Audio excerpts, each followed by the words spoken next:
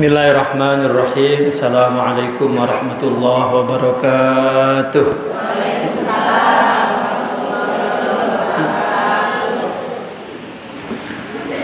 Bismillahirrahmanirrahim. Alhamdulillah wassalatu wassalamu ala Rasulillah wa ala alihi wa ashabihi wa mawalah, amma ba'du.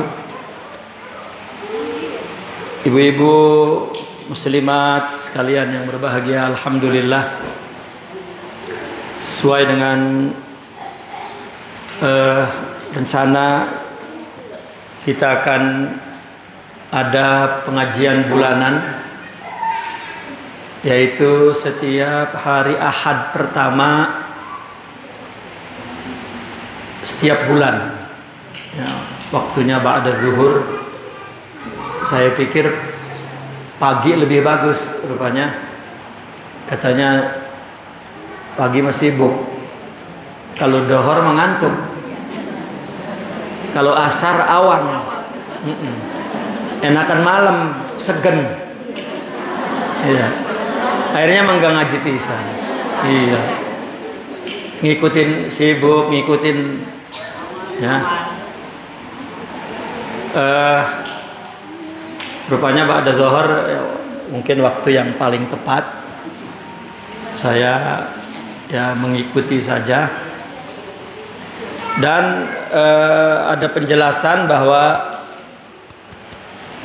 pengajian ini menggunakan buku ya, maka jangan ada yang lepas tangan nih ya. Udah lihai banget ngaji pakai lepas tangan. Yang nggak punya buku ambil di luar ya, yang nggak punya buku ya. Atau ada panitianya sama dia, ibu-ibu yang nggak punya buku kasih buku, yang nggak punya duit gratis. Iya serius, saya ya, gratis. Nah, saya ingin jelaskan tentang buku ini. Buku ini adalah saya tulis dulu ya, ada pengajian ibu-ibu di Malaysia. Katanya ibu-ibu itu istri-istri pejabat. Jadi saya di Mesir masih, tapi setiap 2 bulan sekali ibu-ibu itu istri pejabat, kalau kata kita Pemda provinsi lah gitu ya, mau minta saya ngisi pengajian per 2 bulan. Permintaannya adalah minta wasiat, pesan-pesan, nasihat Rasulullah khusus kepada kaum wanita. Kata saya ya ada. Lalu beliau minta saya menulis buku agar jadi pegangan. Nah di situ tuh saya terpikir, iya ya. Saya ingat pengajian ibu-ibu di sini semuanya jiping. Apa jiping? Kalau kupingnya, iya, udah bader budeg lagi. Ya, di situ saya tersentuh. Wah nanti saya kalau pulang saya wajibin ngaji pakai buku. Pantas ibu-ibu kalau ngaji berisik baik, karena nggak megang apa-apa, nggak megang apa-apa, nggak apa-ngapain, akhirnya ngobrol. Kalau ada buku kan, gitu. Akhirnya saya ikuti karena mereka yang beliin tiket pulang pergi, naruh saya di hotel. Ya, terus ya udah dijamin dah pulang pergi.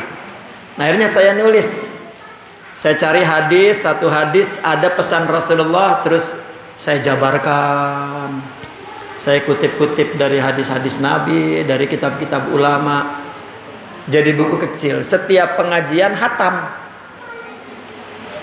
Jadi 2 bulan lagi saya udah bawa. Sebulan sebelumnya udah saya kirim, mereka cetak.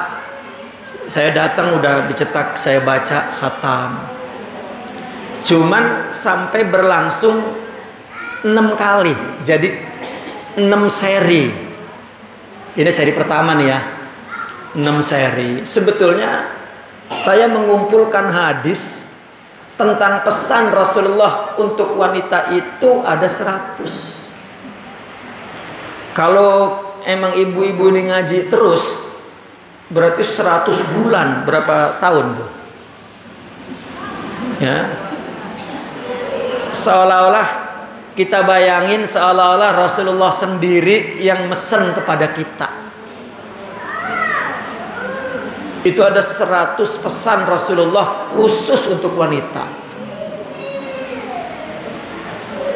Nah, makanya ini adalah yang pertama.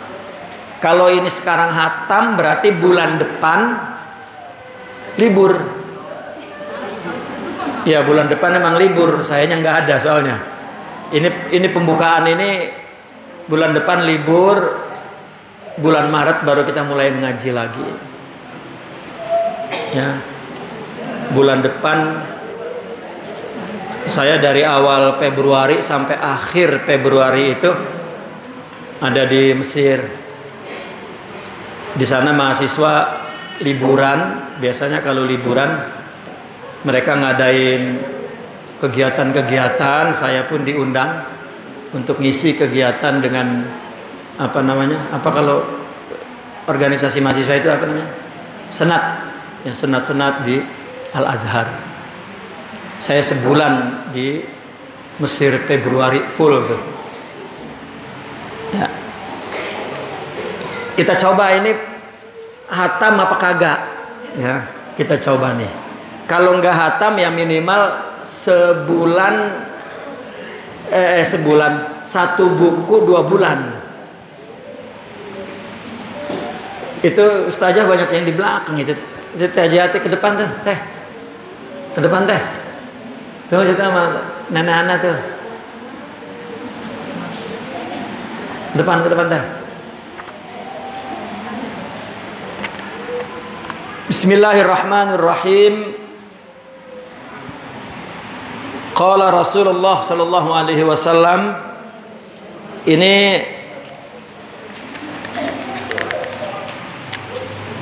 halaman 5 itu langsung itu hadisnya. Inilah pesan Rasulullah.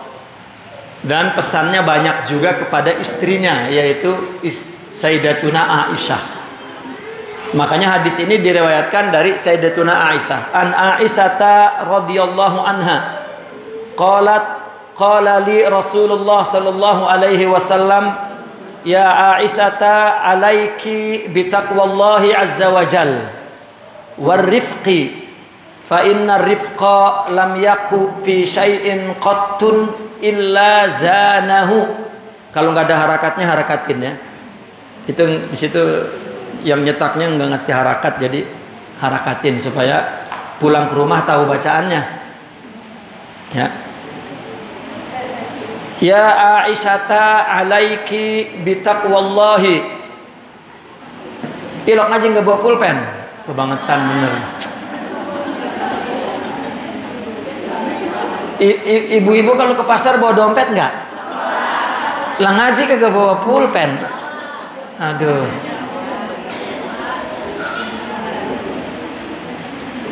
BA depan sini nggak kelihatan, ini sini. Kalau begini-begini miring dengan ke depan sini.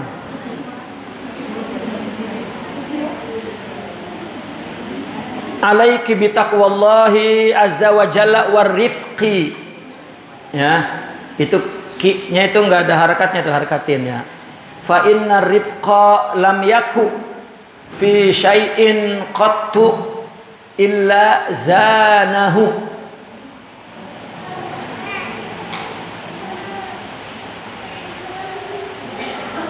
Walam yunza min syai'in qattu illa syanahu.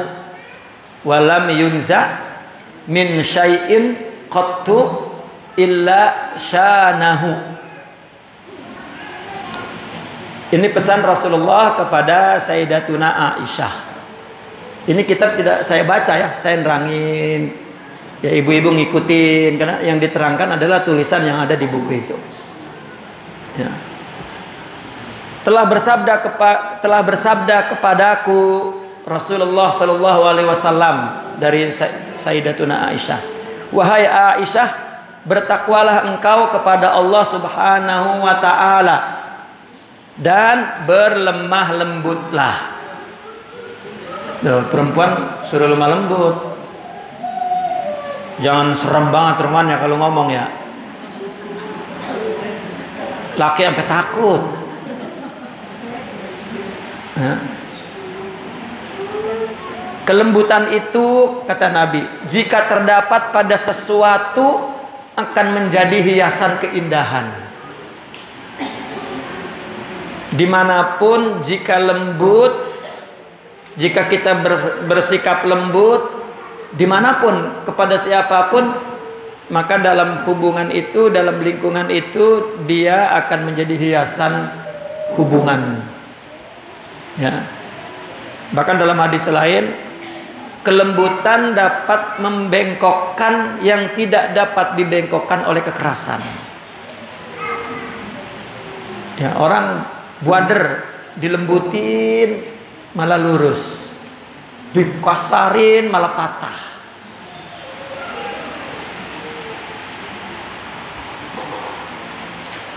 Dan jika kelembutan terlepas dari sesuatu, maka akan menjadi aib buruknya. Dan jika kita melakukan sesuatu tidak lembut, maka akan kelihatan keburukannya, akan terbuka keburukannya. Kalau kelembutan dapat menutupi ya segala keburukannya. Dalam hadis ini itu ada ustazah di belakang, ustazah itu di depan, ibu ustazah. Itu ada bini saya itu ustazah. Depan neng. Iya. Mana bini? Saya makanya lembut sama bini sampai boleh kawin lagi tuh, karena lembut gitu.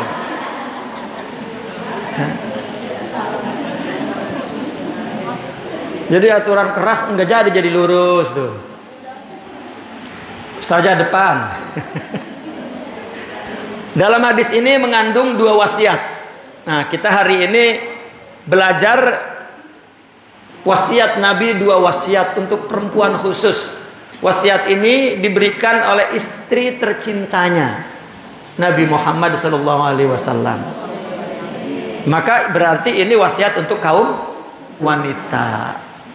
Dalam hal ini baginda menyampaikan pesannya kepada istri tercintanya. Yang pertama, takwa. Nah, sekarang Nabi mengatakan bertakwalah. Takwa itu apa? Maka kita mesti mengkaji takwa menurut Al-Quran, menurut hadis, dan menurut pendapat-pendapat sahabat dan pendapat-pendapat ulama, agar kita punya gambaran apa itu takwa. Dan kenapa Nabi pesan takwa pertama ini? Karena rupanya Allah pun berpesan kepada takwa. Pesan ini, wahai wanita muslimah, wasiat yang berharga ini merupakan salah satu sumber dasar kehidupan orang yang beriman. Maka dasar takwa adalah dapat kamu jadikan sebagai perlindungan dari antara yang engkau takutkan. Takwanya seseorang muslimah kepada Tuhannya akan menjadi perlindungan yang menghalanginya dari murka, marah, dan hukuman Allah Ta'ala yang dia takuti. Takwa adalah berbuat taat kepada Allah sekaligus menjauhi maksiat kepadanya. Kata takwa itu sendiri, Bu, ini banyak sebetulnya. Seperti takwa menurut bahasa tidak ditulis di sini karena takut kepanjangan. Namun saya terangkan, takwa itu asalnya kita memahami bertakwalah, seolah-olah takwa itu arti punya makna sendiri. Takwa sudah. Padahal takwa itu dari bahasa Arab asalnya apa? Lindungilah dirimu dari waqi wiqayatan. Dari wiqayah. Tahu nggak kalau orang perang itu ada apa yang di tangan tuh, besi itu untuk apa? Tameng. Selain tameng ada nggak? Tameng pelita, tameng. Perisai. Ya pokoknya ini untuk melindungi diri dari serangan musuh yang menyakiti dia. Ini wikoyah. Dari kata itu dijadikan ittaqullah. Artinya kamu mesti cari sesuatu yang melindungi dirimu dari yang menyakitimu. Maka akhirnya jadi istilah takwa. Maka takwa itu satu sifat batin. Karena Nabi pernah berkata, at-taqwa hahuna. Takwa itu di hati, bukan di lidah. Takut kepada Allah, nanti kita lihat. Allah nyebut kata takwa di Al-Quran berapa makna. Maksudnya berapa aja. Nah ini kita lihat nanti di sini ditulis. Namun asal takwa adalah perlindungan diri. Udah Bu ya? Jangan sampai lupa tuh. Ini sebulan sekali ngajinya. Udah sebulan sekali lupa pisan, nggak ada buku pisan. Aduh, sama bader pisan, udah nggak dapat apa-apa dah. Nah, takwa memiliki peranan besar dalam kehidupan muslim dan muslimah. Rupanya Allah berpesan juga. Ini pesan Allah nih. Walaqad wassaynal ladzina utul kitaba min qablikum wa iyyakum anittaqullah, kata Allah. Kata Allah, kami telah berpesan kepada orang-orang yang diberikan kitab dulu, Injil, Taurat, Zabur tuh, sebelum kamu, ini kepada Nabi nih. Dan kamu juga saya pesan, kata Allah. Apa pesannya? Hendaklah kalian bertakwa kepada Allah. Jadi Allah menjelaskan tuh bahwa takwa adalah sebaik-baik bekal. Ini di bawahnya lihat. Wa tazawwadu, kata Allah. Fa inna khairaz zad at-taqwa wattaquni ya ulil albab, kata Allah. Berbekalah, kata Allah, karena sesungguhnya sebaik-baik bekal adalah takwa. Maka bertakwalah wahai orang-orang yang berakal. Jadi orang yang berakal itu adalah orang yang tahu, orang yang berakal itu orang yang ingin bahagia. Nah, orang yang ingin bahagia berarti dia mesti melakukan sesuatu agar tidak menderita. Ya, kenapa kita berpikir untuk bahagia itu? Karena ada akal. Dan gak mau kita disakiti karena ada akal. Kalau nggak ada akal mah tidur di comberan juga nggak sakit, nggak sedih. Ya, makan apa baik nggak bisa. Apa bisa? Kalau ada akal, nah akal inilah. Makanya untuk orang berakal, satu-satunya pilihan untuk melindungi dirinya daripada penderitaan, siksaan adalah bertakwa, yaitu takut kepada Allah. Imam Syafi'i berlantun dalam syairnya, aku tidak melihat kebahagiaan itu pada banyak harta, tetapi orang bertakwa dialah yang berbahagia. Takwa kepada Allah sebaik-baik bekal simpanan di sisi Allah. Yang paling bertakwa memiliki tambahan, bukan hanya pahala-pahala, tapi memiliki tambahan. Nah, makanya takwa itu wasiat Rasulullah SAW. Pesan umum juga Rasulullah sampaikan, itu hadisnya. Ittaqillaha haitsuma kunta. Kata Nabi itu, wa atbi'is sayyi'atal hasanata tamhuha wa khaliqin nasa bi khuluqin hasanin. Kata Nabi, bertakwalah kepada Allah dimanapun engkau berada. Dalam rumah, di luar rumah, di tempat pekerjaan, di jalanan, di warung, di mana saja. Ya, dalam perjalanan, kata Nabi, haitsuma kunta. Suruh bertakwa agar tidak melakukan dosa di mana-mana. Lalu ikutin setiap perbuatan buruk dengan kebaikan. Kalau maksiat, tobat. Kalau banyak kebaikan yang ditinggal, terus lakukan kebaikan itu untuk menghapus dosa itu. Mungkin banyak kewajiban kita yang tidak dapat kita lakukan, yang udah-udah, yang belum jangan. Nabi suruh. Itu pun penjabaran sifat bertakwa. Jangan masa bodoh, gue memang udah begini, memang udah mau bagaimana lagi. Jangan. Kita diciptakan bukan untuk begini baik. Ya, untuk terus menambah, berubah, makin hari makin baik, makin baik. Karena kata ulama, kalau hari ini sama hari kemarin itu rugi. Sama aja rugi tuh. Kudunya meningkat. Nah ini ibu-ibu nih sekarang saya ajak meningkat. Ngaji pakai kitab. Kalau ngaji pakai sepi. Ya, jangan pakai berisik. Yang udah-udah buang. Kali yang dulu-dulu salah, ya Allah nggak ngasih paham, nggak ngasih mudah beramal, nggak ngasih anugerah rahmat. Kalau kita rubah, Allah merubah juga. Dan kata Nabi, ikutilah keburukan dengan kebaikan, nanti kebaikan akan menghapus keburukan kita. Dan berakhlaklah kepada manusia dengan akhlak yang bagus, kepada siapapun berakhlak. Bahkan dalam surah Alif Lam Mim yang pertama itu, la raiba fihi hudal lil, kata Nabi, Quran ini isinya tidak diragukan, sebagai bimbingan untuk orang yang bertakwa. Sebagai bimbingan untuk orang yang kalau nggak takwa, nggak Quran nggak kepake sama dia. Tapi jika takwa, kepake. Sudah kita mendengar pesan takwa khusus dari Nabi untuk perempuan. Rupanya Al-Quran pun berpesan, Nabi pun secara umum berpesan. Nah sekarang rupanya para sahabat juga berpesan. Sayyidina Abu Bakar berpesan tuh, aku berpesan kepada kalian, bertakwalah kepada Allah, pujilah Allah dengan sesuatu yang patut baginya, dan sertailah rasa harap dan cemas. Ya ini kalau diterangin gak hatam diterangin. Harap apa, cemas apa ya. Secara umum begini, Sayyidina Abu Bakar berkata ya, bertakwalah, itu pesannya. Lalu pujilah Allah, sering ucapkan alhamdulillah. Kalau senang alhamdulillahirabbil, kalau lagi sedih musibah alhamdulillahi ala kulli halin. Kalau ditanya orang, Bu apa kabar, abang-abang lagi kacau juga jangan jawabnya kacau, nanti makin kacau.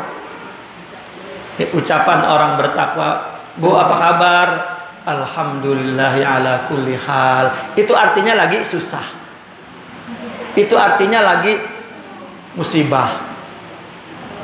Jangan apa kabar Bu, semrawut kon, nah, tahu rungsep bener ini. Jangan.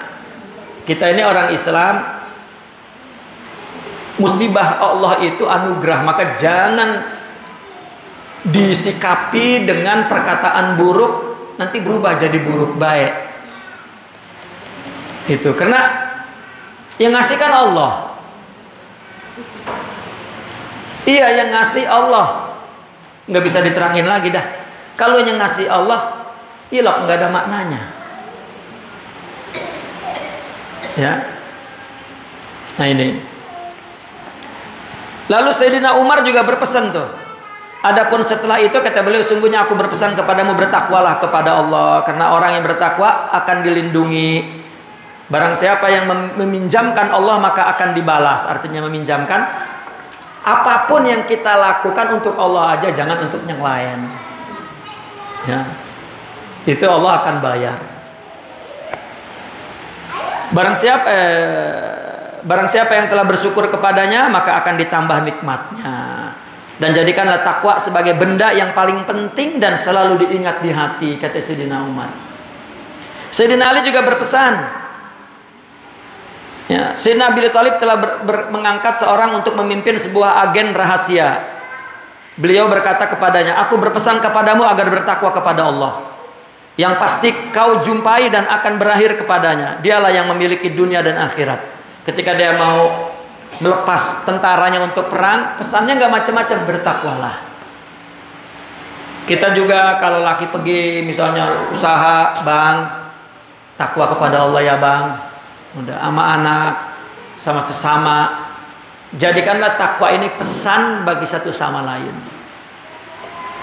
Paling kurang kalau pergi itu ya, kita mengingatkan sesama itu dengan menyuruh membaca kalimat syahadat. Misalnya lakinya mau pergi nih Bu, Gimana ya? Lakinya di rumah buaya, dublong, gue sampai udah bosen ngelihatnya udah. Ya ada pergi kadang-kadang kan nyari duit kemana. Ya kalau yang misalnya kebenaran, misal ya emang namanya lakinya ada bininya lagi mau gilir gitu ya. Misal ini mah, ya siapa tahu ada yang di sini kan? Ada. Nah itu kalau mau pergi gilir pesan, bang, takwa kepada Allah ya bang ya. Takwanya katanya takut sama bini tua ya bang ya, katanya begitu. Atau ganti dengan kata-kata begini, bang. Nah, angkat telunjuknya begini, la ilaha illallah. Nanti lakinya suruh nerusin Muhammad Rasulullah. Dah pergi. Saya tiap hari itu sama anak muskolah juga itu. Tiap hari itu. Ya, kalau ngelepas anak sekolah pas ada di rumah, la ilaha illallah. Ya udah saya kondisikan di keluarga, maka anak istri akan meneruskan Muhammad Rasulullah. Ya, paling kayak kita mengingatkan bahwa kita mesti ingat Allah dan ingat Rasulullah sallallahu alaihi wasallam. Ya. Sayyidina Umar bin Abdul Aziz menulis surat kepada seseorang, aku berpesan kepadamu agar bertakwa kepada Allah Subhanahu wa ta'ala yang tidak ada diterima melainkan takwa, dan tidak dikasihi kecuali ahli takwa, dan tidak diberi pahala kecuali ke atas takwa. Ya, karena para penasehat banyak, sedang orang yang beramal sedikit. Semoga Allah menjadikan kami dan engkau termasuk orang-orang yang bertakwa. Jadi karena Allah berpesan takwa, Nabi berpesan takwa, bahkan Nabi secara khusus berpesan kepada istrinya dan kepada kaum wanita untuk bertakwa, itu sebetulnya memerintah kita untuk satu sama lain saling berpesan kepada takwa kepada siapapun. Ya.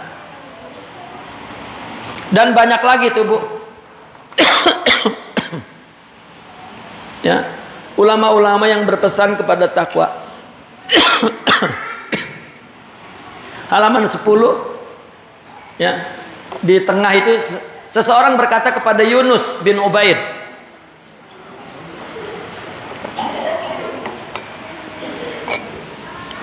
maka beliau berkata, aku berpesan kepadamu agar bertakwa kepada Allah dan berbuat ihsan. Seseorang lain yang hendak pergi haji berkata, nasihati aku. Beliau berkata, bertakwalah kepada Allah. Sebetulnya merupakan sunnah umat Islam dari dulu, dari zaman sahabat kepada Rasulullah, kemudian para tabi'in kepada para sahabat, dan terus, dan sampai hari ini sebetulnya masih dikekalkan oleh sebagian orang. Apabila ketemu orang yang kita anggap sebagai ustaz, ustazah, ulama, orang soleh, setiap ketemu itu ya minta nasihat, nasihati saya, apa pesan untuk saya. Itu tradisi itu sebetulnya tidak putus sampai sekarang ya, cuman mungkin tidak merata. Masih banyak orang lagi tidak melestarikan budaya-budaya baik dari zaman Rasulullah ya. Setiap ketemu seperti itu. Di mana saya pergi kemana-mana selalu jumpa orang-orang yang rupanya dia mendapat pesan dari para ulama, akhirnya terus ya.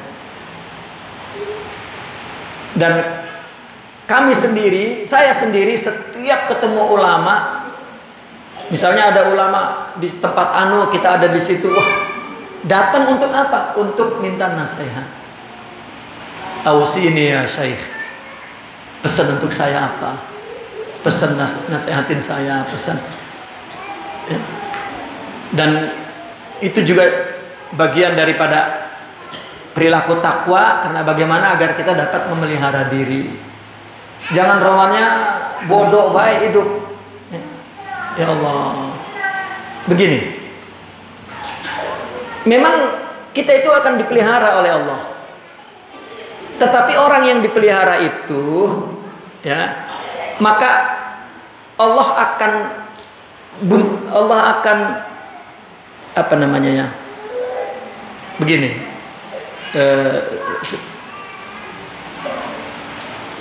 Contohnya begini dah. Contoh ya. Sakit dari siapa?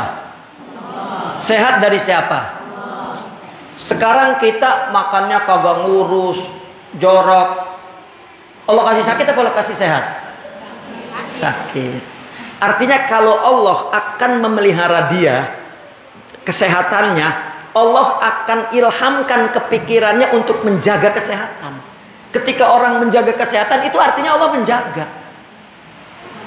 Ini mah enggak, ya makan mati, enggak makan mati. Ini tidak tauhid. Tidak paham bagaimana Allah itu memberi kepada kita. Contohnya di Al-Quran begini. Allah nyuruh orang yang udah patut nikah. Ini para bujang-bujang, kata Allah, nikahlah. Kalau kamu miskin, kata Allah, Allah yang bakal ngayain. Allah yang bakal ngayain tuh. Lalu kawin, yang teriak minta duit siapa? Laki nih kalau kawin, yang teriak minta duit siapa? Bini. Yang ngomelin laki, diem bae nggak nyari duit siapa? Keluar tuh gak laki itu nyari duit? Itu maksudnya. Lah kalau didewekan siapa yang mau neriakin? Jadi bukannya gue udah kawin, mana sih Allah ngayain dari langit? Bukan. Ada apa ya? Ada jelmaannya, ada tampilannya Allah kasih. Nih Bu, kalau kita lagi datang keperluan, itu sebetulnya mah keperluan itu utusan Allah. Tuh gue beritahu tuh, gue mau ngasih. Lah kalau kagak perlu mah dikasih, kagak ngehargain. Maka perlu banget. Mana anak sakit, mana binimu beranak, mana mau rumah belum dibayar, mana kredit banyak banget. Kan keperluan itu. Ada aja kan duit ya. Ini kena Allah mau ngasih. Coba dan gak ada keperluan, gak dikasih. Bukan keperluan yang kemudian kita berusaha dapat, tetapi keperluan itu adalah utusan Allah memberitahu bahwa Allah mau ngasih. Lah kalau udah perlu diam baik, ya udah. Berarti enggak nyari, enggak menunjukkan, karena kita berusaha, kita berdoa itu bukan lagi bikin hasil, tetapi lagi menunjukkan bahwa kita perlu kepada Allah. Kita berdoa itu bukan lagi ngasih tahu Allah, ya Allah, tahukah engkau ada hambamu yang menderita? Kata Allah, lapan gua yang ngasih derita nong. Lah pakai tahukah engkau? Mana nanya lagi, di mana engkau? Untung nggak digampar sama Allah tuh. Kurang jelas, kata Allah, gua ada. Sebetulnya Allah mau ngasih kebahagiaan. Ini pemahaman tauhid begini yang perlu dirubah. Ini mau udah mau kau bagerin emang udah begini kayak gua mah. Lah, wah iya. Ya. Dah. Terus pesan salafus soleh juga tuh. Ya. Lihat halaman 11. Wahai wanita muslimah, orang-orang yang bertakwa adalah para kekasih Allah. Tuh. Mereka adalah orang-orang yang mendapat kabar gembira, keuntungan ketika mati, dan yang mendapat keselamatan dari neraka. Ini kata Allah dalam Al-Quran. Ala inna awliya Allahi la khawfun alaihim wa la hum yahzanun. Alladzina amanu wa kanu yattaqun. Lahumul busra fil hayati dunya wa fil akhirah. Ketahuilah sesungguhnya para wali Allah itu tidak ada kekhawatiran terhadap mereka dan mereka tidak sedih. Kalau itu orang wali Allah, Allah nggak khawatir sama dia. Dikasih apa ge sama Allah, dia memang udah cinta sama Allah. Dikasih musibah, kasih apa, nggak khawatir. Bahkan nggak sedih. Dan mereka nggak khawatir ama besok, nggak sedih ama yang udah-udah. Kita makan hari ini tuh diisi dengan dua perkara, ama yang udah-udah, ama yang belon-belon. Yang hari ini kagak ngapa-ngapain. Bagaimana nanti yang udah-udah, bagaimana nanti aduh sedih banget, bagaimana nanti habis waktu. Seumur hidup nggak ada amal baiknya, nggak diisi hak waktu sekarang. Ya Bu, saya jelasin. Hidup ini Bu cuman sekarang doang. Betul nggak? Iya. Yang udah-udah bisa balik lagi. Gue di madu, nggak di madu, bisa balik lagi ke belakang? Nggak bisa. Mudah-mudahan yang besok jangan. Lah bagaimana? Kata Nabi, kata Allah nih, wa ma tadri nafsun maza taksibu ghoda. Kata Allah dalam Al-Quran, tidak ada satu jiwa pun tahu besok mau ngapain. Itu mah kata kita, besok begini kata kita. Ya. Kelihatannya setiap saat itu sama, beda Bu. Setiap saat baru kita itu. Sekarang. Yang kita katakan dulu waktu itu sekarang. Yang kita akan katakan nanti nanti waktu itu sekarang. Ngapain yang udah sama yang belum dipikirin? Nah, wali ini la khaufun, nggak takut sama besok. Wala yahzanun, nggak sedih sama yang udah. Lalu apa? Mereka lah orang yang beriman dan yang bertakwa. Makanya mereka katanya mendapat kabar gembira di dunia apa? Kebahagiaan. Dan di akhirat surga. Orang yang takwa apa? Kabar gembira di dunia apa yang Allah beri? Ridho. Itu kabar gembiranya. Allah kasih ridho. Orang jika ridho itu udah kabar gembira tuh dari Allah. Emang kabar berupa apa? Allah ngasih banyakkan dalil hadis Quran. Allah akan kasih kabar gembira. Berupa apa kabar itu? Berupa bisikan di sini. Kamu akan dapat duit. Itu kabar gembira emang. Tetapi Allah berikan ke dalam batinnya sifat-sifat mulia yang membuat dia kuat, tangguh, ya, untuk menghadapi ketentuan Allah. Nah, sekarang kita lihat Bu, kata takwa di Al-Quran banyak disebut, ada berapa makna. Rupanya ulama mengatakan kata takwa itu halaman 11 paling bawah. Kata takwa disebutkan dalam Al-Quran 3 maknanya. Jadi kata takwa itu Bu, se-Al-Quran ada 3 kategori makna. Yang pertama maknanya takut. Ya. Wa iyaya farhabun. Allah memang menyuruh, takutlah kepada aku. Ya. Ini ayat ini di awalnya adalah bercerita tentang orang takwa. Ya. Lalu kemudian kata Allah, takutlah kepadaku. Ya. Seperti ittaqun naral lati, takutlah kepada api. Itu ittaku, maknanya takut. Banyak ayat-ayat yang katanya ittaku tapi maknanya takut. Ya, seperti misalnya begini.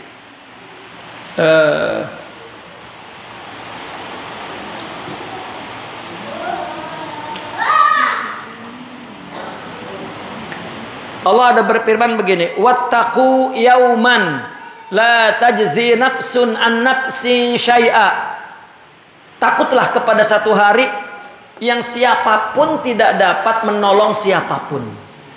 Itu makna wattaqu, makna takut. Yang kedua, takwa bermakna taat dan ibadah. Firman-Nya, ya ayyuhalladzina amanu taqullaha haqqa tuqatih. Ini maknanya beribadalah. Artinya maknanya laksanakan perintah Allah, jauhi larangan Allah. Itu makna takwa, laksanakan perintah Allah, jauhi larangan Allah. Salah satu makna takwa di Al-Quran. Ya. Makna yang lainnya adalah takutlah kepada Allah. Bahkan Nabi ada menyuruh begini, Nabi mesen kepada laki-laki. Apa kata Nabi? Ittaqun nisa, katanya. Aku berpesan takutlah kamu kepada wanita. Tapi maknanya di sini bukan takut dalam arti takut. Artinya takutlah kamu akan murka dan Allah dan murka aku, engkau menyakiti wanita. Itu maksudnya. Tuh, karena Nabi Shallallahu Alaihi Wasallam sangat sayang kepada wanita. Sampai kata Nabi, kalau orang siapapun menyakiti wanita, menyakiti aku. Maka Nabi mengatakan ittaqun nisa. Ya. Yang ketiga, takwa bermakna membersihkan hati dari maksiat dan dosa. Makna ini dominan dalam ayat-ayat Al-Quran. Ini ada ayat Al-Qurannya sebetulnya, tidak disebut ya.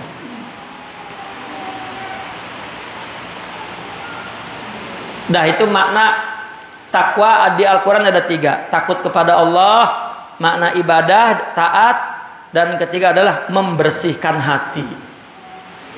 Ya. Nah, sekarang kita ingin tahu apa makna takwa. Nah, ini apa yang dimaksud dengan takwa? Ya. Kita sudah lihat di Al-Quran ada 3 maknanya, tetapi yang dipahami oleh ulama apa saja? Ini kita ambil yang pertama, kata pendapat Sayyidina Ali. Sayyidina Ali ditanya, apakah takwa itu? Halaman 13 atas ya. Kata Sayyidina Ali menjawab, takwa adalah rasa takut kepada yang maha agung, kepada Allah, beramal dengan Al-Quran, qanaah dengan yang sedikit, dan bersiap diri untuk hari akhirat. Itu takwa satu makna tuh, maknanya itu. Maka ulama mengatakan takwa ini adalah kata apa ya, dalam bahasa Indonesia itu satu kata punya lebih dari satu makna. Apa namanya? Apa? Honominim. Apa? Bukan konotasi, ada akronim, sinonim, honomim. Apa betul? Homonim apa honomim, lupa saya itu. Homonim. Ya. Jadi takwa ini satu kata maknanya banyak. Ya. Coba lihat takwa menurut Sayyidina Ali itu.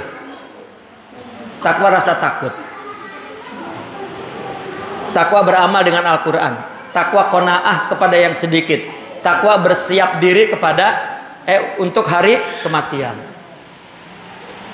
Lalu Sayyidina Abu Darda, beliau mengatakan takwa rasa takut kepada Allah sehingga ia menjaga yang sekecil biji sawi, menjaga daripada dosa, maksiat, meninggalkan sebagian yang halal karena takut menjadi haram, dan hijab antara Allah dan juga yang haram, karena Allah Subhanahu wa taala telah menjelaskan kepada hamba akan balasan yang menimpa mereka. Jadi takwa menurut Abu Darda, satu, takut kepada Allah, menjaga sehingga ia menjaga yang sekecil biji sawi, menjaga maksiat maksudnya. Ya. Tulis di situ nanti, karena ini bahasa Arab terjemahannya, maksudnya adalah menjaga dari maksiat meskipun sekecil, ya sekecil-kecilnya. Itu yang kedua. Yang ketiga, meninggalkan sebagian yang halal karena takut jatuh kepada haram. Ya. Itu orang bertakwa itu bukan menjauhi dari yang haram, tapi menjauhi dari banyak yang halal. Halal ge kalau kebanyakan, ya nanti jadi haram.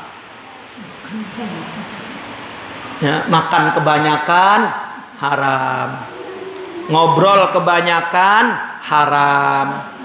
Kan ngobrol boleh, halal. Makan nasi kita, tidur mata gua. Ya, tapi kalau kebanyakan jadi haram. Artinya membawa banyak madarat kepada agamanya. Tuh. Karena Allah akan membalas, ini dalilnya paman ya'mal misqala dzarratin khairan yarah. Lalu halaman 14. Banyak ya makna-makna takwa diambil dari pendapat sahabat. Sayyidina Mu'az bin Jabal berkata, manusia di hari kiamat nanti dikumpulkan di satu tanah lapang, maka ada seruan yang memanggil, manakah orang-orang yang bertakwa? Maka mereka berdiri di bawah perlindungan Allah Maha Pengasih. tidak ada penghalang apapun antara dia dan Allah. Aku berkata, siapakah orang-orang yang bertakwa itu? Kata Allah. Beliau menjawab, segolongan orang yang enggak, Sayyidina Muaz ya, berkata kepada Nabi, siapakah orang-orang yang bertakwa itu? Kata Nabi, segolongan orang yang memelihara diri dari syirik, menyembah berhala, serta orang-orang yang ikhlas ibadah karena Allah. Kemudian mereka masuk ke surga. Jadi sudah tidak menyembah lagi yang lain, ibadahnya ikhlas untuk Allah. Maka takwa maknanya ikhlas. Sayyidina Ibn Mas'ud berkata tentang firman Allah, ya ayyuhalladzina amanu taqullaha haqqa tuqatih. Allah kan berpesan tuh, bertakwalah kepada Allah dengan sebenar-benar takwa. Itu setiap hari Jumat, khutbah Jumat itu wajib jadi rukun tuh. Rukun khutbah Jumat itu berpesan takwa.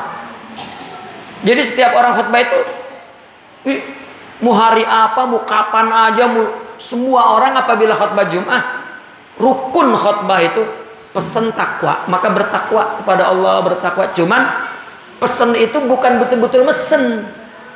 Ya, ini mah namanya khutbah rukunnya udah aja. Bertakwalah kepada Allah, aku berpesan kepadaku dan diriku bertakwalah kepada Allah. Udah. Bukan pesan bertakwalah kepada Allah doang terus nggak ada isinya. Ada isinya apa?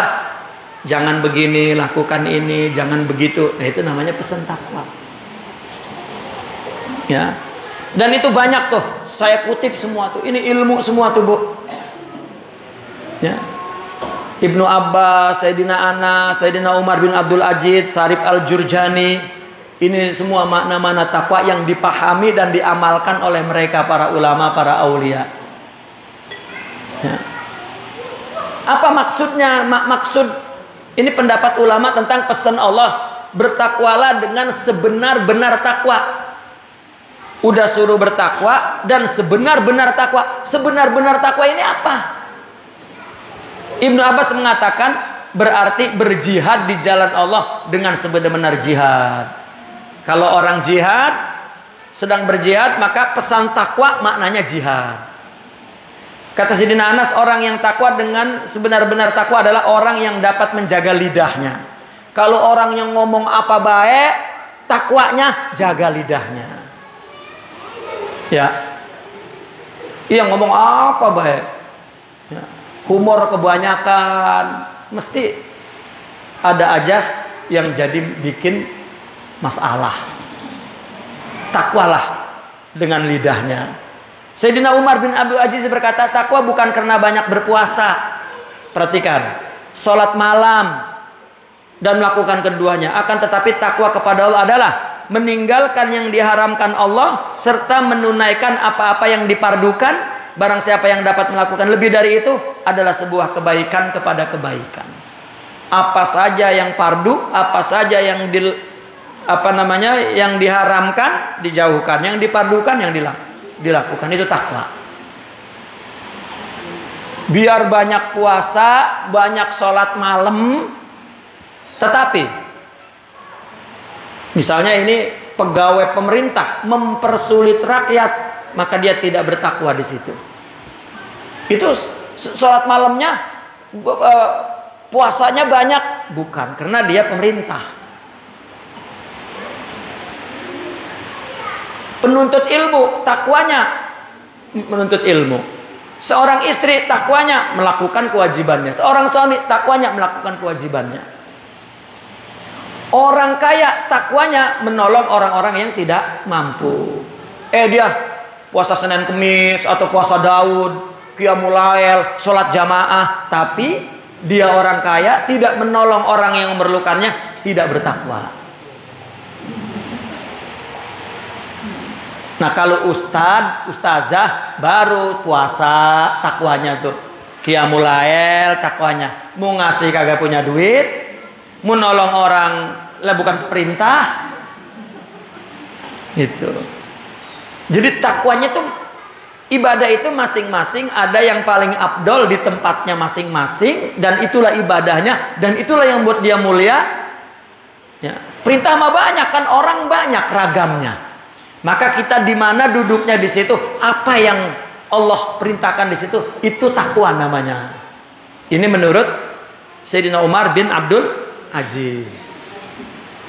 Syarif Al-Jurjani, yang dimaksud takwa adalah ikhlas takwa dalam taat adalah ikhlas, dalam maksiat adalah meninggalkan dan berhati-hati, itu takwa. Kalau dia beramal, beribadah karena Allah, itu takwa. Kalau dia maksiat, ya, maka dia tinggalkan dan berhati-hati untuk agar jangan datang lagi, itu takwa namanya. Ya. Dan banyak lagi ya makna-makna takwa. Itu perkataan para tabi'in tuh. Nah, ini di bawah perkataan orang-orang sufi. Imam Hasan Basri, muttaqin adalah mereka yang telah menjauhi apa-apa yang diharamkan Allah. Maimun bin Mahran, ya, tidaklah seorang muttaqin sehingga ia sebagai orang yang berwaspada. Syahar bin Hausab, ya, muttaqin adalah yang meninggalkan hal-hal tidak dilarang karena takut terjatuh kepada yang dilarang. Banyak dia meninggalkan yang tidak ngapa-ngapa. Kita kan banyak ini mah nggak ngapa-ngapa. Jangan, Bu. Ya. Karena halal itu jelas, haram itu jelas. Kalau yang nggak ngapa-ngapa, nggak halal, nggak haram, jangan dilakukan, nanti ngapa-ngapa. Kita kan sering hal ini menggapa-apa. Jangan. Nanti ngapa-ngapa. Yang baik jelas, yang buruk jelas. Yang kagak ngapa-ngapa, jauhin. Ini cuma main gaple doang, gak ngapa-ngapa, jauhin, lama-lama nanti ke haram. Ya, itu namanya gak ngapa-ngapa. Gue cuma ngomong doang, gak ngapa-ngapa, keseringan ngomong nanti kebiasaan jelek. Itu gak ngapa-ngapa baik. Itu takwa tuh maknanya, meninggalkan yang tidak ngapa-ngapa supaya tidak terjadi apa-apa.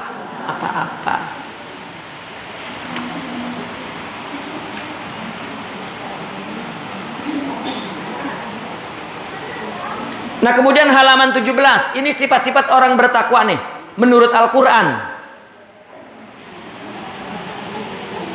Ya. Perhatikan ya, ini Al-Qur'an ya. Kata Allah, laisal birra an tuwallu wujuhakum qibalal masyriqi wal maghrib walakinnal birra man amana billahi wal yaumil akhir wal malaikati wal kitabi wan nabiyyin wa atal mala ala hubbihi dzabil qurba wal yatama wal masakin wa ibnas sabil was sailin wa fir riqab wa aqama salata wa ata zakata wal mufuna bi ahdihim idza ahadu was sabirina bil ba'sa'i wad dharra'i wa hinal ba's ulaika alladzina shadaqu. Terakhir, wa ulaika humul muttaqun. Itu sifat-sifatnya orang bertakwa. Ya. Apa kata Allah? Kebajikan itu bukan menghadapkan ke timur, ke barat. Ini apa dulu? Ke timur, ke barat.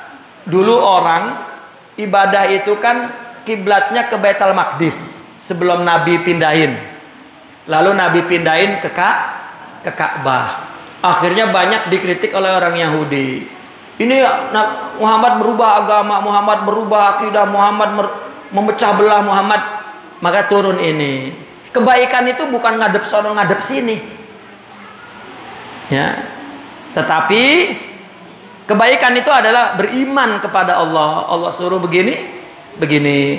Dan hari akhirat, malaikat, kitab, sekalian nabi, dan menderma seseorang akan hartanya sedang ia menyayanginya. Jadi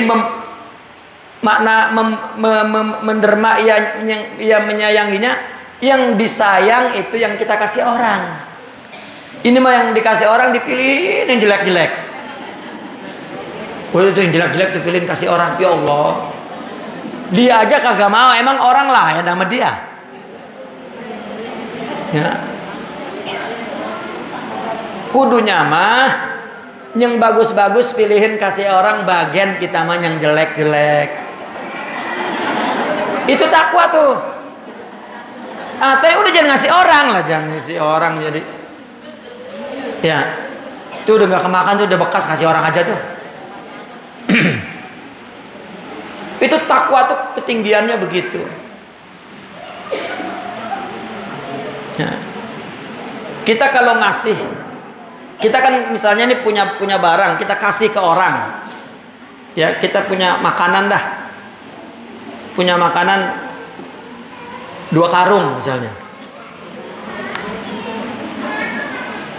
Ya Ustadz mah asal habis berkat kan banyakan dikasihnya. 2 karung misalnya. Kita kasih misalnya yang setengah karung. Yang di rumah sekarung setengah. Gitu. Nah kalau kita ngasih, yang hilang itu berapa? Kalau tadi tuh ngasih setengah karung, yang hilang itu yang berapa sebetulnya? Sekarung setengah yang hilang. Itu kagak jadi apa-apa, jadi di perut, buang ke WC, hilang kan? Yang ada sampai hari itu yang setengah. Makanya Nabi motong kambing, sapi kasih semua, ya, onta, ya, kambing kasih semua, tinggal paha doang. Udah kasih, udah semua tinggal paha doang, bukan? Ya.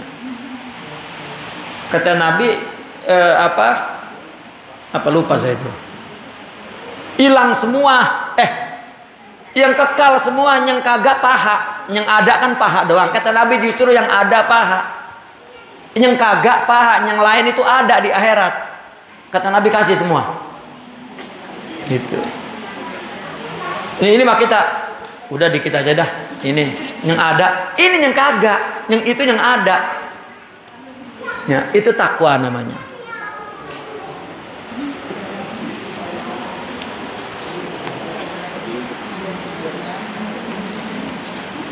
Kemudian yang kedua tuh halaman 19. Allah berfirman, "Wasari'u ila maghfiratin mir rabbikum wa jannah 'arduhas samawati wal ardh uiddat lil muttaqin." Kata Allah, cepatlah bertobat, cepatlah mohon ampun kepada Allah. Ya. Segeralah kamu mengerjakan amal-amal yang baik untuk mendapatkan ampunan maksudnya. Dan mendapatkan surga. Surga yang mana? Ada surga yang disediakan untuk orang yang diberi gelar takwa. Adalah surga yang lebarnya seluas langit dan bumi. Gini Bu, orang di dunia itu ada gelarnya.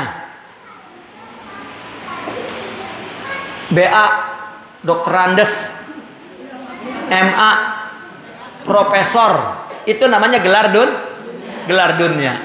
Nah sekarang Ustadz, Kiai, Syekh, gelar apa? Dunia. Gelar dunia juga. Orang disebut Ustadz, elok di akhirat ada.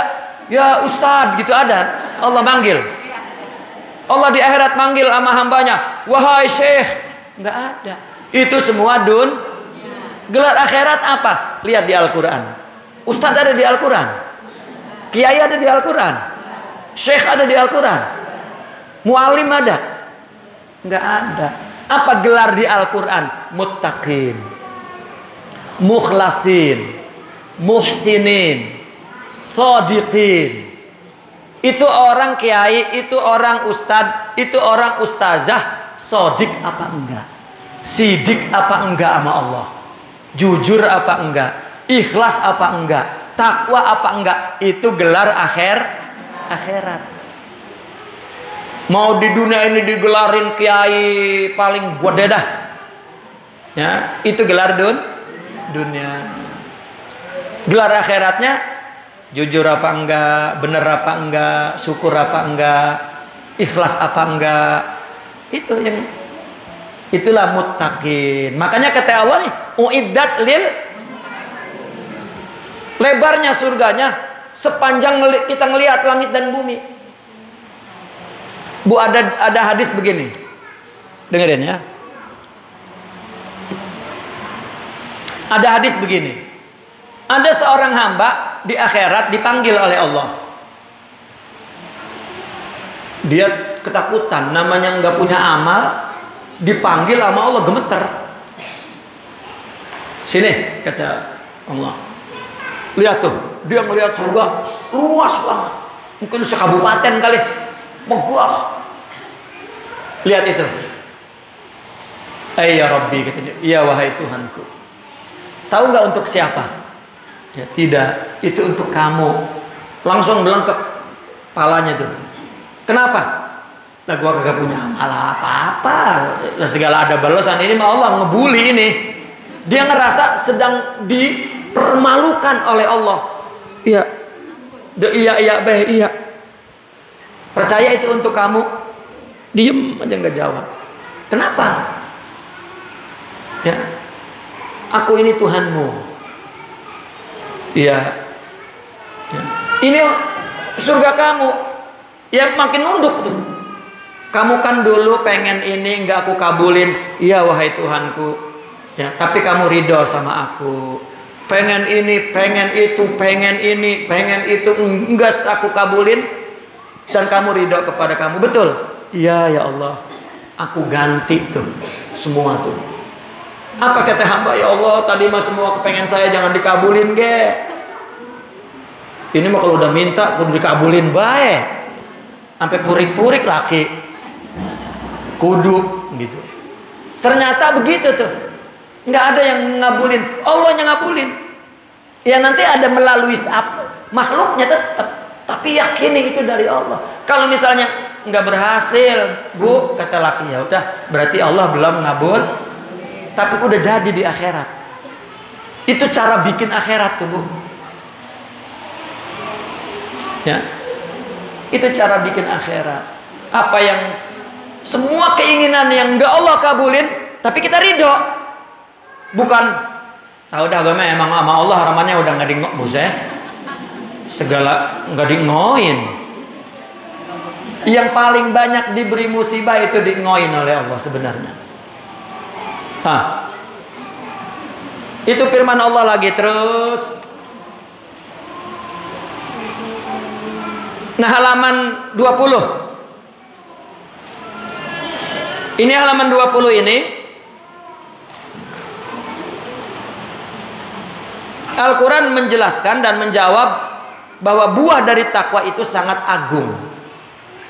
Ya, Allah menjawab apa saja orang yang bertakwa mendapatkan apa saja.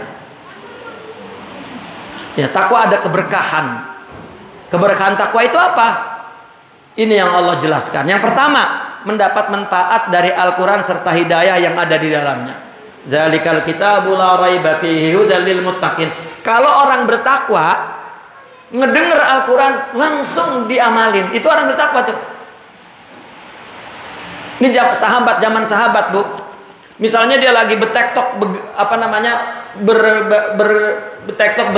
beradu pendapat. Kata gua begini, kata gua begitu, kata gua begini, rupanya dua-duanya salah menurut Al-Quran. Lalu ada temannya, la qala Allah Ta'ala, Allah berfirman adalah begini. Semua amber bareng, shadaqallahul azim. Ini yang diambil, dikalahin pendapat dia. Ya, itu orang takwa itu apa yang dari Al-Quran berguna. Bahkan dia nyari ilmu untuk mendapatkan ilmu dari Al-Quran untuk diamalkan. Itu orang yang bertakwa. Yang kedua, mendapat kedudukan luhur dan mulia di sisi Allah. Zuyyina lil ladzina kafarul hayatud dunya wa yaskharuna minal ladzina amanu wal ladzina taqaw fawqahum yaumal qiyamah wallahu yarzuqu may yasha'u bighairi hisab.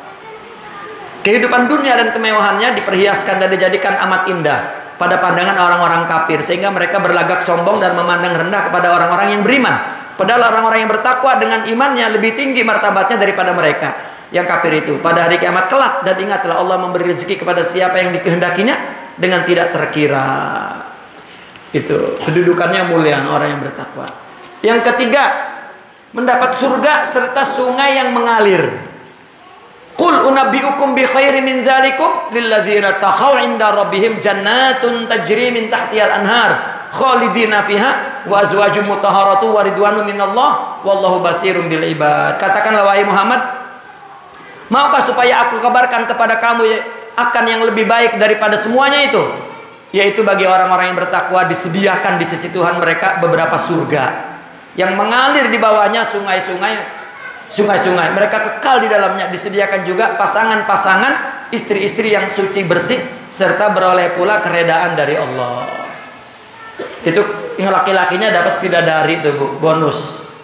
Bini mau engkau bidadari nomor 1 itu bini, Bu. Kalau solehah. Kalau enggak solehah, lakinya dapat bidadari, bininya di luar ngeliatin. Enggak tahu lakinya di neraka ya, bininya di surga. Boro-boro dapat bidadari loh, gitu. Yang keempat, mencapai cinta Allah. Coba lihat ini firman Allah. Bala man aufa bi ahdihi wattaqa fa innallaha yuhibbul muttaqin. Allah suka kepada orang takwa. Ini gelar-gelar yang akhirat itu yang Allah sukai. Innallaha yuhibbus sabirin, yuhibbus syakirin, yuhibbul muhsinin, yuhibbul muttaqin.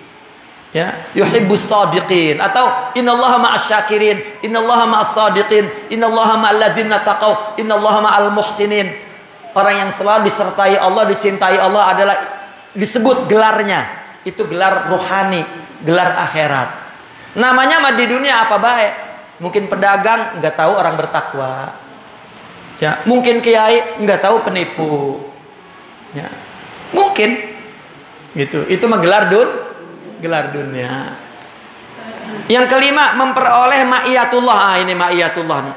Innallaha ma'al ladzina taqaw wal ladzina hum muhsinun. Sesungguhnya Allah bersama orang yang bertakwa. Yang keenam, kejayaan dan keuntungan. Kul hal yastawil khabisu wat thayyibu walau a'jabaka kasratul khabis fattaqullah. Ya. Dan terus sampai berapa tuh? Ya, banyak tuh. Ya. Itu hadiah orang yang bertakwa. Terakhir 32. Ini saya lengkapin agar dikaji lagi di majelis sama ustazah ya. Banyak banget soalnya nggak hatam ntar. Yang kedua, pesan Nabi apa? Lemah lembut. Ini supaya hatam nih. Sifat rifaq adalah sifat lemah lembut.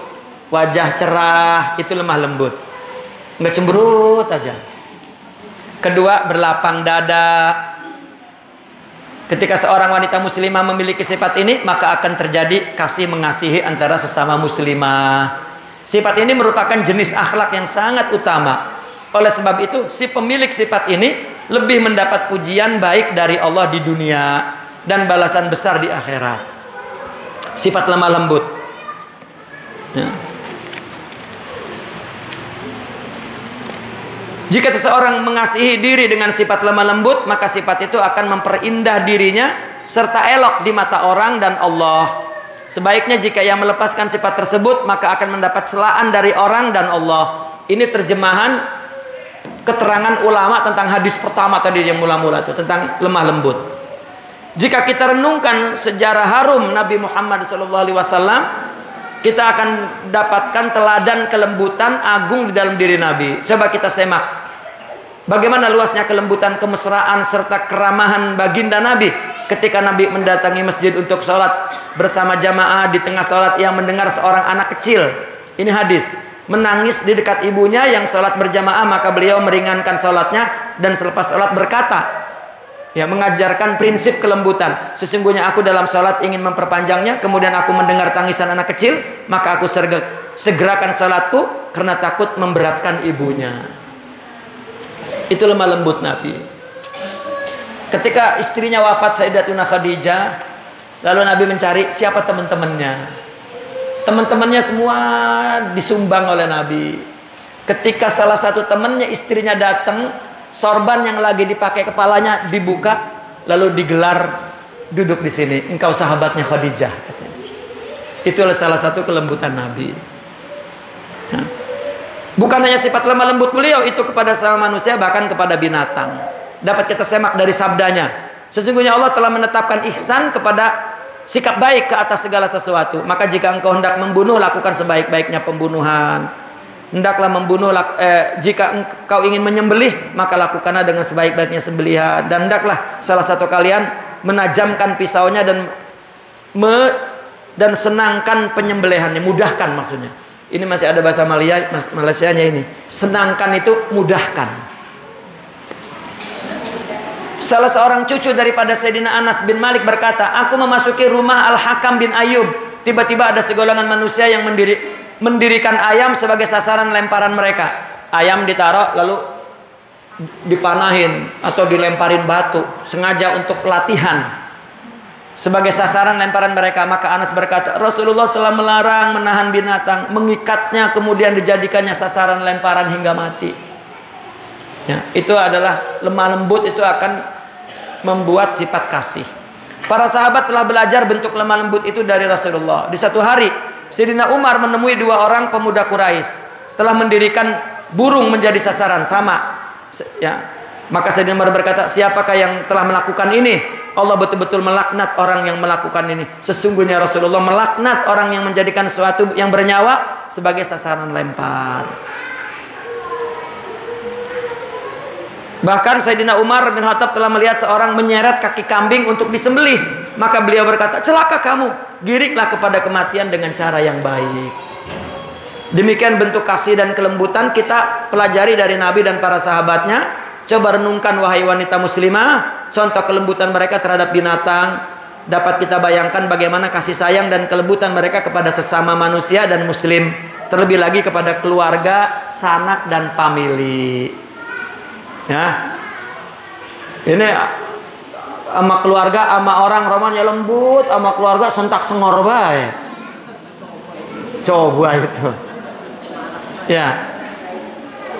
Karena begini, kata Nabi, khairukum li ahli wa ana khairukum li ahli. Tanda orang baik kepada orang, dia baik sama keluarganya, itu tandanya. Kata Nabi, sebaik-baiknya kamu adalah sebaik-baiknya kepada keluarganya, saudaranya, tetangganya. Nah, akulah orang yang sebaik-baiknya kepada mereka.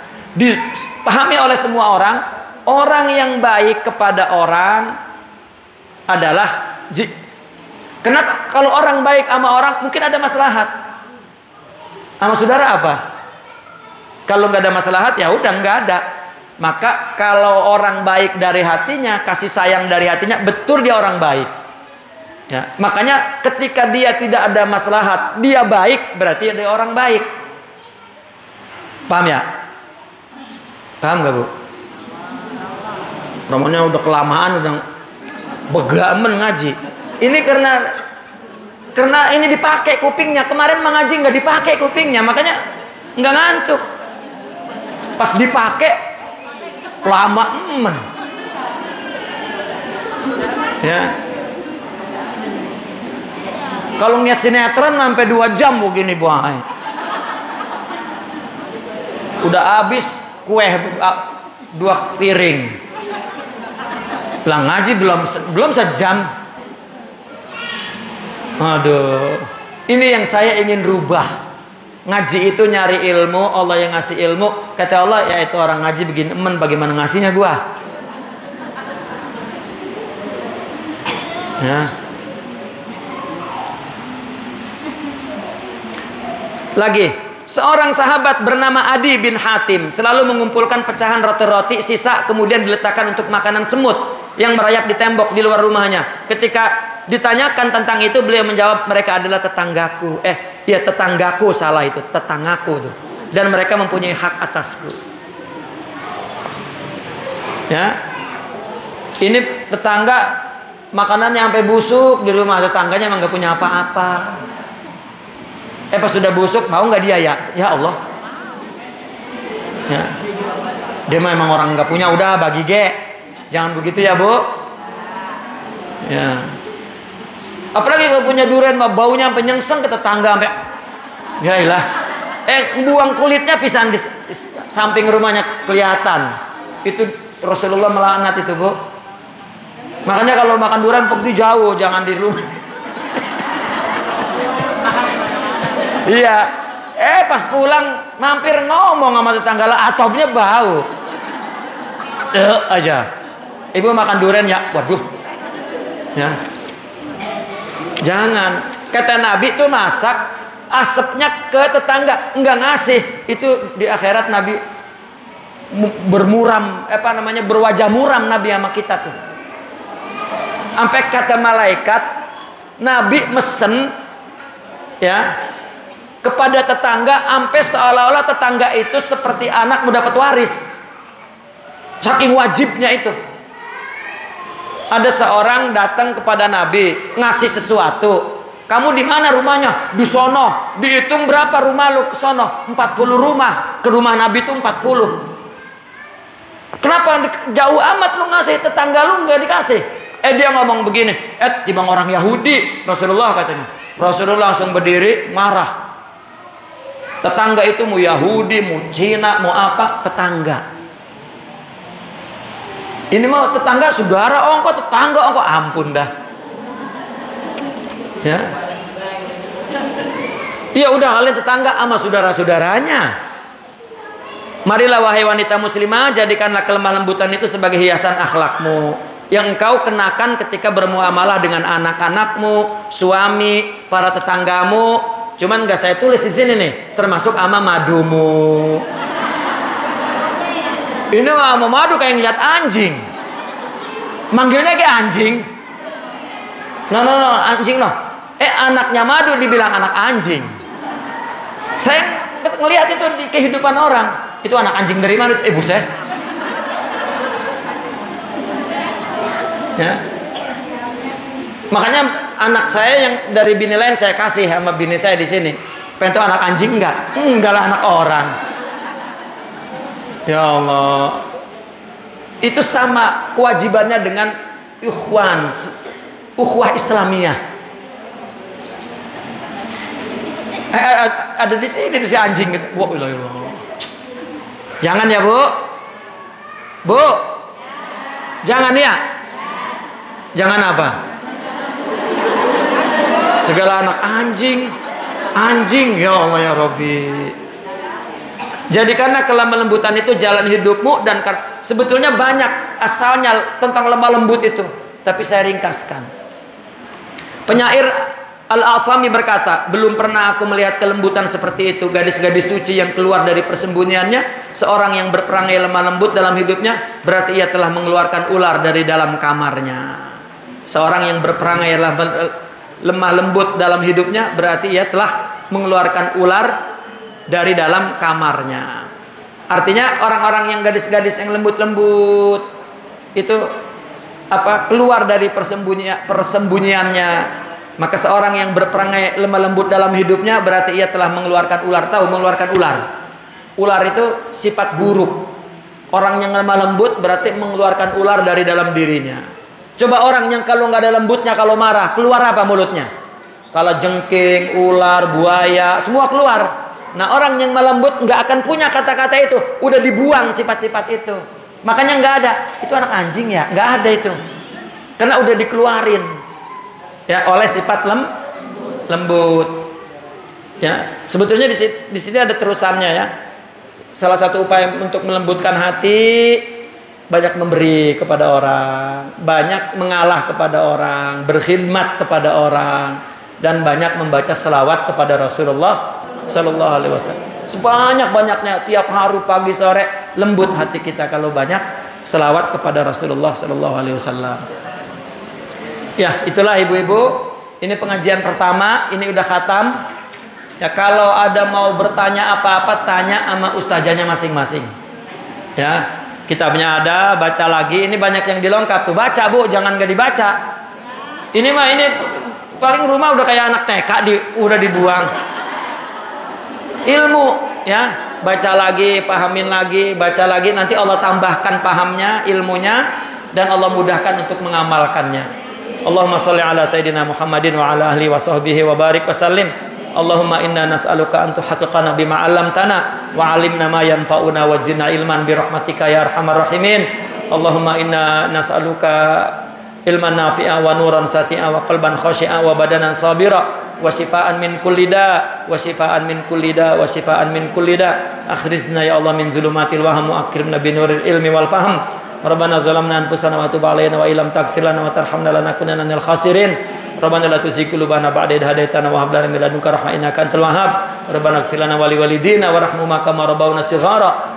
Rabbana hab lana min azwajina wa dhurriyyatina qurrata a'yun waj'alna lil muttaqina imama. Rabbana atina fid dunya hasanah wa fil akhirati hasanah wa qina adzabannar. Sallallahu alaihi sayyidina Muhammadin wa ala alihi washabihi wa baraka wa sallam. Walhamdulillahi rabbil alamin. Bulan Februari enggak ada ngaji ya. Sayanya nggak ada 1 bulan penuh. Nanti Maret baru kita mulain lagi insya Allah. Assalamualaikum warahmatullahi wabarakatuh.